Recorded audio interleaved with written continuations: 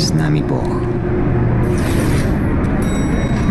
Remember, no Russian. On the 11th of December 2024, our channel got hacked by a band of crypto scammers. The hackers then proceeded to turn it into an enormous ad for a coin called Ripple, before YouTube would finally catch on and terminate the entire channel. The hack would end up costing us a small fortune over the next few months, and the hackers themselves would even attempt to outright ransom the channel. But even with all this damage done, this story isn't about the hackers at all, but rather YouTube itself, and the platform's unfathomable streak of incompetence in getting the channel restored. Here's how YouTube nearly killed the channel. Let's start from the beginning. On the 28th of November 2024, Swag was approached through Twitter by a person posing as a marketing manager for Uber named Xiaomara Esquiliano. This is pretty common practice in the realm of brand outreach, and all credit to the hackers, they did their research. They knew the standard process for brand integrations, used the correct terminology, and to their own credit, they were actually one of the most professional marketing managers that we've ever encountered. If they happen to be watching this, they should probably quit the whole hacking thing and just go legit. Now, under usual circumstances, these types of deals would go through a brand agency, which would sort through all of this crap on our behalf. But insisting they wanted to make sure we were a right fit, they wanted to organize a one-on-one call. But before doing this, however, they asked Swag to sign an NDA. This is when we started to get suspicious. Doing our due diligence, we wanted to know more about Xiaomara Esquiliano. Twitter said they'd been active since 2016 and that they'd even had a comprehensive LinkedIn profile. The document signing website also turned out to be legit, and a report would later suspect of potential DNS spoofing. As soon as NDA.exe was opened, it was game over. The Google account that owned the channel was immediately hijacked. All recovery and two-factor methods were instantly taken over, and the account was even locked with hardware passkeys. This was obviously automated because a human could never have done it this quickly. Within minutes, the hackers got to work on the channel, unlisting all videos and uploading as much crypto scam bullshit as they could muster. It seems the hackers didn't want us or the channel, they just wanted its audience and its place in the algorithm. In quite an annoying turn of events, the shitcoin livestream they ran ended up having more concurrent viewers than any stream we'd ever put together. We don't know whether to congratulate the hackers or be disappointed in our own subscribers. After a few hours, YouTube caught on and terminated the channel.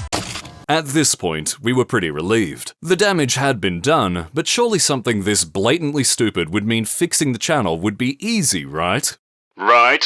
After scrambling to freeze bank accounts and hiring a cybersecurity firm to investigate and unfuck our hardware, we'd start the process of recovering the channel. YouTube's support systems, as we found out, are incredibly difficult to gain access to, as they don't have any phone support or live chatting. Or they do, but being locked out of our own channel meant this pathway had been entirely cut off. Luckily, the hackers hadn't bothered to fuck around with our second channel, Sir Swag Academy. And while Swag couldn't gain access, Skipty, acting as our channel manager, fortunately could. One hurdle down. YouTube support then asked us to use its automated recovery process to recover the hacked channel. This turned out to be a dead end. The hackers had changed all authentication methods, set up new phone numbers, changed the attached email account, and completely locked us out. Because the cybersecurity firm wiped Swag's PC, it was also showing up as a completely different device. The automated method didn't work. Channel recovery might take a little longer, but at least we still had the second channel in the meantime, right?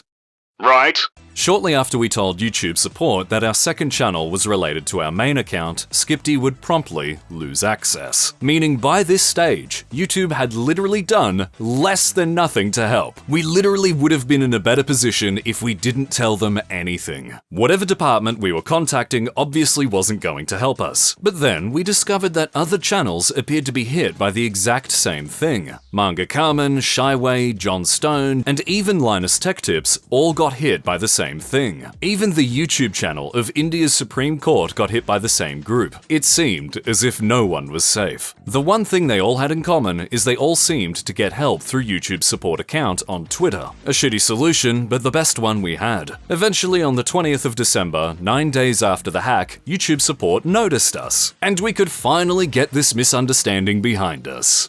YouTube's Twitter team just told us that because the case was already open, we should just continue with the steps they've recommended us. You know, the steps that clearly don't apply to our situation. We even printed out their stupid-ass message and took a photo next to the silver play button that YouTube themselves gave us. They would then decide to stop replying. Something so funny about posting on Twitter about getting hacked is you'll immediately get bombarded with tons of bots stating that such and such user will be able to help. Try it yourself. It's legitimately like a modern-day demon summoning ritual. It should be mentioned that during this time, Swag was spending basically every minute of every day securing everything else that may have been compromised. Every single online account needed to be painstakingly, manually verified by support staff and updated with new information. Meanwhile, the cybersecurity firm needed to remotely analyze and reset his PC. And as his phone was suspected to also be compromised, I threw it on the ground!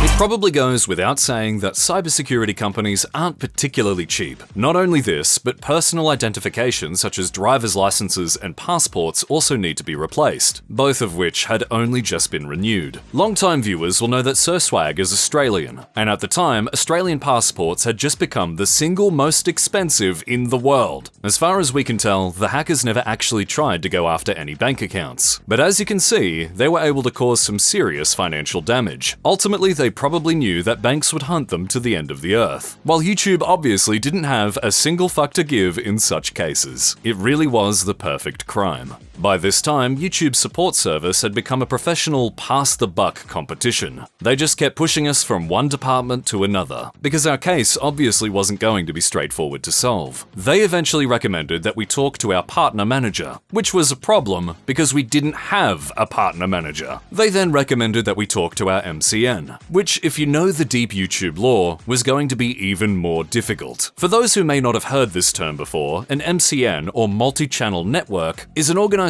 that signs up YouTube channels for behind-the-scenes support, in exchange for a small cut of their ad revenue. The support usually includes things like channel development, access to music libraries, and help if exactly this kind of thing happens. Swag, being the diligent creator that he is, had forgotten that he had even signed up to an MCN until this point, as there had been exactly zero contact between him and the organization in at least 5 years. A big reason for this is that, to the best of our knowledge, the MCN signed with the channel actually ceased to exist at the start of 2020, and no attempts to make contact were met with a reply. Most people in the industry agree that the MCN business model has since been made unviable and redundant, so we're not sure why YouTube seems to think it's a good way to verify their creators. Despite this, YouTube insisted that this was the only way on planet Earth that we could possibly verify our identity. December 29, 19 days after the hack. By this point, we had accepted that there was no way we were getting our channel back before our monthly news video was due to be out. So we created the channel Not Sir Swag. The original channel was terminated for serious content violations, but we figured that YouTube's dumbass wouldn't be able to see through the disguise anyway. By this time, our sponsor contract had been broken, since we didn't have access to the main channel, but we still had 800 Patreon supporters who chipped in for the news, and we weren't about to let YouTube's incompetence stop us now. We really had to give props to everyone who signed up to our Patreon, because we were 100% funded by them and them alone during the whole hack. May they be showered in good fortune and affectionate goth girls till the end of time. January 10th, 31 days after the hack. It was now a month since the hack, and the hackers themselves had decided to once again make contact, offering to restore the channel for $1,000 in crypto. By this point, we had already spent 10 times unfucking the situation they put us in, and considering the channel was legitimately terminated, their ability to actually get it restored was absolutely non-existent. Wanting to scrape out any scrap of information we could, we feigned interest in the deal, which let slip a few details. Notably, the hackers seemed to work in a team, and they were doing enough business that it took them an entire month to finally circle back around to ransom our channel. When we asked if they could actually provide any proof that they could actually restore the channel, they instead sent a copy of Swag's passport. Cool flex, but it still doesn't doesn't prove shit. On the other end, YouTube's support system became even more hilarious. By this time, Swag had managed to verify his identity to every single other company or organization he contacted. Most of them were actually really friendly, and it usually took only a 10-minute phone call to verify his identity. With this in mind, the following is an email sent by Swag to YouTube support on the 13th of January, 34 days after the hack. Hello YouTube support, thank you for your reply. Just out of curiosity, am I conversing with a human? It has now been over a month since the channel was overtaken by the hacker, and you remain as the very last company or organization to verify my identity.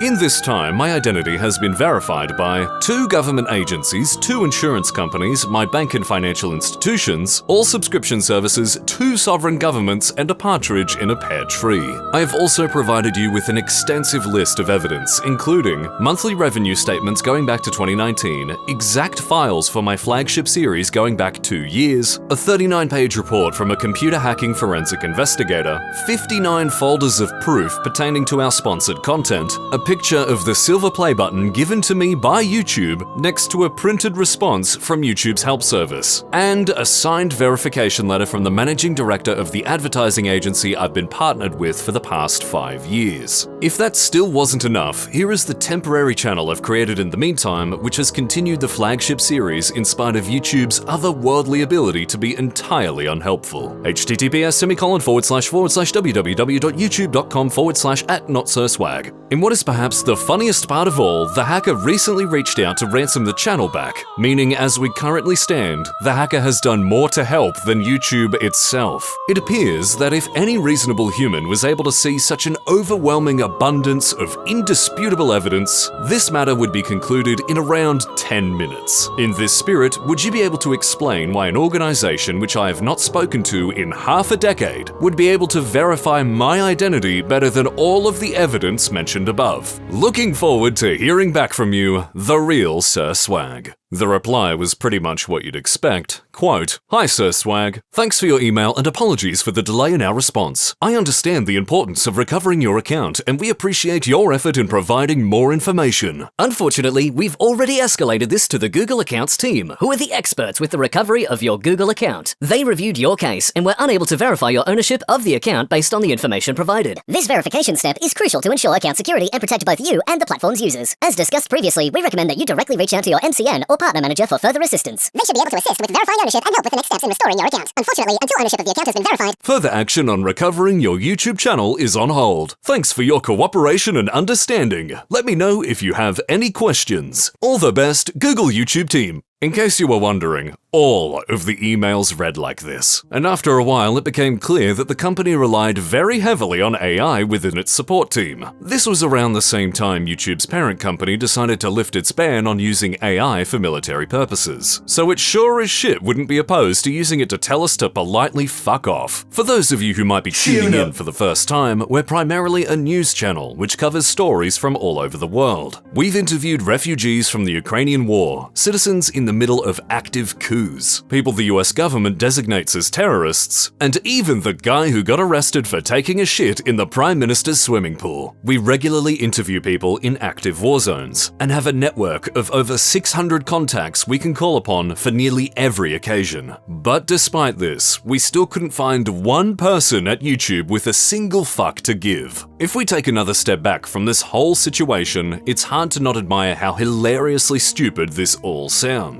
We needed to prove our identity to a company that holds more data than any government or organization in the history of man. A company which is one of the most profitable on the planet, who hires the smartest people and pays them enormous salaries to interpret and quantify this data. A company that knew exactly where Swag had been, what he ate, when he slept, and what he bought for the past decade. A company that can build user profiles so detailed they can literally predict when women are pregnant before they even know themselves. That company, for some unfathomable fucking reason, was unable to verify Swag's identity, even when given a mountain of evidence, on top of having the borderline omniscience they already had. There's an argument to be made here that we had brought this upon ourselves. After all, Swag did get duped by a team of hackers, and there's probably a fair amount of people who wouldn't consider YouTube a real job anyway. But you know who does consider YouTube a real job? Fucking YouTube! And it goes to great great lengths to promote the platform's revenue-generating opportunities. We should also keep in mind that our channel was 8.5 years old at the time of the hack, and approaching 700,000 subscribers. Not only this, but YouTube's cut of ad revenue is 45%, meaning it takes nearly half of all ad revenue. So YouTube just spent the better part of a decade taking a 45% cut, and the one fucking time we needed them, this is the best customer support they could muster with their bottomless pit of money. In the grand scheme of things, we're a relatively large channel, so if they treated us like this, we can only imagine how badly they treat the guys who are still trying to find their footing. YouTube itself has always been the single worst part about being a YouTube creator, and this really solidifies that reputation. By this time, we were using every back channel and calling in every favor we had to find one person at YouTube who gave a shit. We were sending out absolute shot-in-the-dark emails to random YouTube employees, and people who were acquaintances of other people who once knew someone who previously worked at YouTube. At one point, we were legitimately mapping out the advertising space around YouTube's San Bruno campus, and looking into sky banners that flew near the airspace. We ultimately found that the most cost-effective method to get their attention would be Hire a fucking lawyer.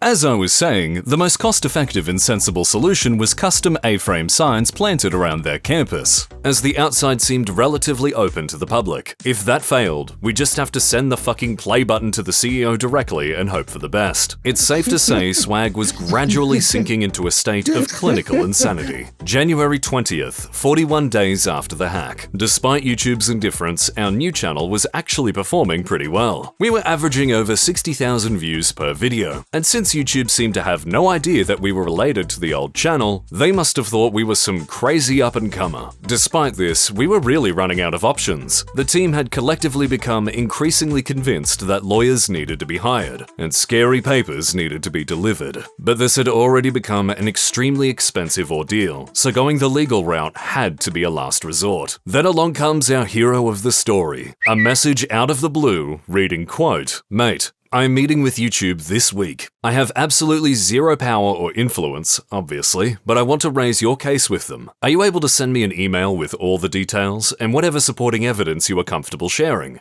End quote. That man was fucking SkillUp, the Australian king of gaming, and literally the Overwatch Mercy meme in the flesh. SkillUp did indeed get us in contact with an employee at YouTube, someone who had managed to do more in 1 week than YouTube's entire support team did in 2 months. We previously said that this entire thing could be solved with one 10-minute phone call, but we couldn't have been more wrong. As it turned out, it only took a single 1-minute phone call to verify our identity, which makes us wonder why in the ever-living fuck did it have to take 57 days to do this? A question you might be asking at this point is whether the hack itself was targeted, so let's put on our tinfoil hat for a minute. Our channel has obviously been critical of a lot of people, governments, and organizations over the years, and although we're a pretty small fish, news outlets being targeted by shitty governments isn't exactly uncommon. Secondly, the hack itself was described by the cybersecurity company as being much more sophisticated than what they were used to, implying that the hackers were very good at what they did. We also know that the hackers worked as a team, although we're not sure how many there are. The email used for the takeover also ended in .ru, the domain assigned to Russia. This gets even more suspicious when we consider that the video we released 3 days before the hackers made contact was a breakdown of Russia's dogshit wartime economy. It doesn't help that Russia in particular is quite famous for its army of official and unofficial hacking arms, and that we've covered the war in Ukraine diligently since the start of 2022. Of course, all of this is just circumstantial evidence, because as we mentioned, we were far from the only channel that got hit by the same shitcoin scam. The coin itself would see a pretty big spike in the last few months of 2024, meaning the hacking campaign appeared to work out. The plan from the hackers seemed pretty simple. Buy a bunch of low-value crypto which you can easily manipulate, hack YouTube channels and turn them into ads for said crypto, and finally start offloading when it's selling for 3 times the initial price. this. The crypto space is barely regulated, so you're not going to get caught for market manipulation.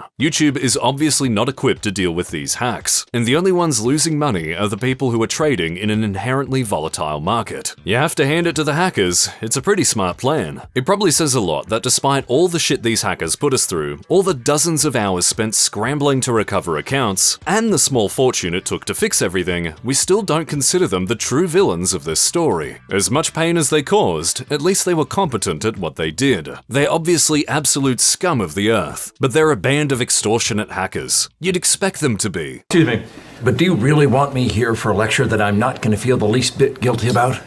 Dismissed. Him, I expected this from.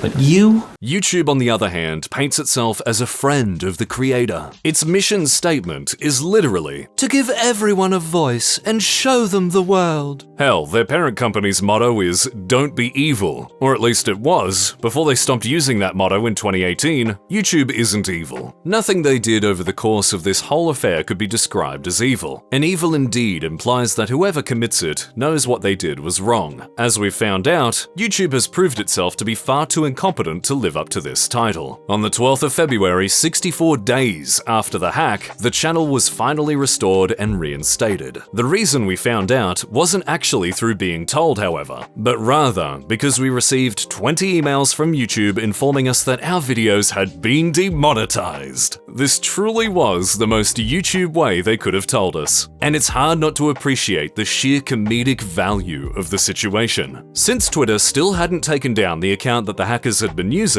we reached out for a comment which might have neatly capped off this whole 2-month incident, but the message was left unanswered. We do need to shout out the hackers for just unlisting everything as opposed to deleting it all forever. It seems as if professionals do indeed have standards. So, why on earth would we stay on the platform after this whole ordeal? As you probably already know, there really aren't any viable alternatives. No other video platform has anywhere near the reach of YouTube, and we're not exactly sexy enough to be posting on Instagram, brain-rotted enough for TikTok, or mentally deficient enough for Twitter. Despite witnessing this absolute wave of incomprehensible incompetence, being a creator on YouTube is still one of the most satisfying and rewarding jobs there is, especially when we can do our own little slither of good for the world. It's just a shame that the platform itself seems to care so little about the people who make it what it is. We'd like to thank every single person who helped us through this time, every single Patreon supporter who bailed us out yet again, every viewer who followed us to the temporary channel, and especially SkillUp, who ended up ultimately saving us. We're finally back, and as rough as the first months of 2025 were, we still intend to make this year one of the best we've ever had. Thanks for watching, and we hope to see you back very soon.